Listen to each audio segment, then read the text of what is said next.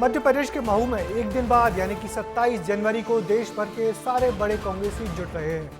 अंबेडकर की जन्मस्थली पर कांग्रेस जय बापू, जय भीम, जय संविधान रैली निकालने वाली है।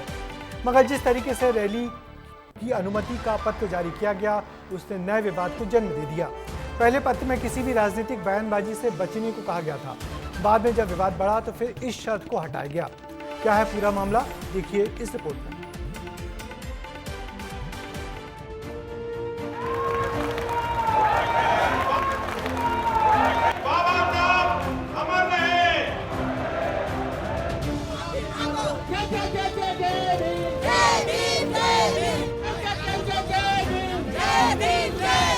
लगातार अंबेडकर जी का जो अपमान करने का काम कांग्रेस ने किया, कांग्रेस उसकी क्षमा मांगे।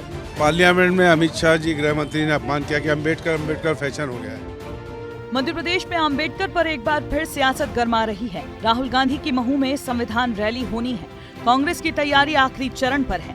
प्रशासन ने अनुमति दी, लेकिन कार्यक्रम से पहले बयानबाजी तेज हो गई। वजह है ये दोनों ही पत्र। दरअसल कांग्रेस ने 3 जनवरी को संविधान अभियान की शुरुआत की थी, जिसका समापन महू में होना है। कार्यक्रम के लिए कांग्रेस ने प्रशासन से परमिशन मांगी थी। बीते दिन कार्यक्रम की परमिशन मिली, लेकिन प्रशासन ने राजनीतिक और धार्मिक भाषण पर रोक लगा दी। एसडीएम ने आदेश जारी कर दिया। मामले ने तूल पकड़ा तो प्रशासन ने दूसरा पत्र जारी किया, जिसमें धार्मिक पर प्रतिबंध रहा, लेकिन राजनीतिक बयानों की परमिशन दे दी गई। परमिशन लेटर सामने आने के बाद कांग्रेस ने प्रशासन पर कटाक्ष करते हुए आभार जताया। वहीं बीजेपी ने कांग्रेस को आड़े हाथों लिया है और इसलिए संशोधित करा है कि उनके अंदर कोई सद्बुद्धि आई होगी, उनने सोचा होगा कि क्या भावना चल रही है। और खास तौर से भारतीय जनता पार्टी का कोई भी नेता होता है, चाहे वो प्रधानमंत्री हो, गृह मंत्री हो, यहाँ के मुख्यमंत्री हो, वो अपना सरकारी कार्यक्रम के अंदर अपनी राजनीतिक बात के साथ साथ धार्मिक बात करते हैं। इनका तो धार्मिक पार्टी के हिसाब से वो चला रहे हैं, उनके ऊपर तो कभी पाबंदी हुई नहीं है। बाबा साहब के सम्मान पर बात करिए, आप संविधान पर बात करिए, लेकिन यदि राजनीतिक रूप से कोसने का मंच आप बाबा साहब की जन्मस्थली को बनाएंगे तो निश्चित तौर पर प्रशासन की नियम और शर्तें, यदि वहां आप किसी प्रकार के धर्म से जुड़े हुए विवाद को फैलाने का काम करेंगे तो नियम शर्तों में उसका भी उल्लेख है। एक और लेटर पॉलिटिक्स चल रही है तो वहीं दूसरी ओर बीजेपी और कांग्रेस अंबेडकर को लेकर भी कम बयानबाजी करती दिखाई नहीं दे रही है। कांग्रेस ने राजधानी में जय बापू, जय भीम, जय संविधान रैली निकाली और नारेबाजी की।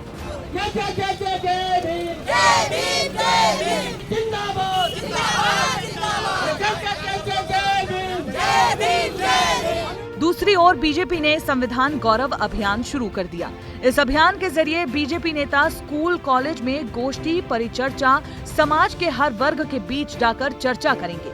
इसी कड़ी में ग्वालियर में कार्यक्रम हुआ तो बीजेपी समर्थकों ने अंबेडकर अमर रहे के खूब नारे लगाए। बाबा साहब, बाबा साहब। दोनों पार्टियां अपने स्तर पर अंबेडकर सियासत में अपना योगदान देती दिखाई दे रही हैं और तीखी बयानबाजी भी जारी है। ये गौरव यात्रा उनकी फेस सेविंग है। फेस सेविंग इसलिए कि बाबा साहब अंबेडकर का अपमान करने के बाद ये सब जितने काम चल रहे हैं इनका फेस सेविंग है। कांग्रेस ने जो अतीत में किए गए पाप है, उसके पाप से अपने को मुक्त करने की कांग्रेस यात्रा निकाले।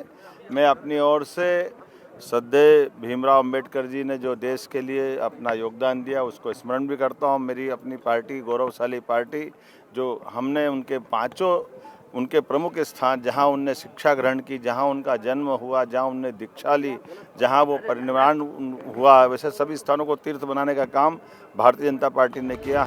बहरहाल कांग्रेस अपनी संविधान बचाओ रैली के जरिए बीजेपी की केंद्र और राज्य सरकारों को टारगेट करने की तैयारी में है। वहीं बीजेपी ने मध्य प्रदेश में संविधान गौरव अभियान की भी शुरुआत कर दी है। ऐसे में प्रदेश में से अब कांग्रेस की यात्रा वर्सेस बीजेपी के अभियान के तौर पर देखा जा रहा है। ब्यूरो रिपोर्ट, विस्तार न्यूज। दरअसल डॉक्टर भीमराव अंबेडकर को लेकर बीजेपी और कांग्रेस में लंबे समय से संग्राम चल रहा है। ये विवाद लोकसभा में अमित शाह के बयान से शुरू हुआ था, जिस पर विवाद बढ़ा और कांग्रेस तभी से बीजेपी को इस मसले पर लगातार घेर रही है। महू की रैली इसी विवाद की अगली कड़ी है।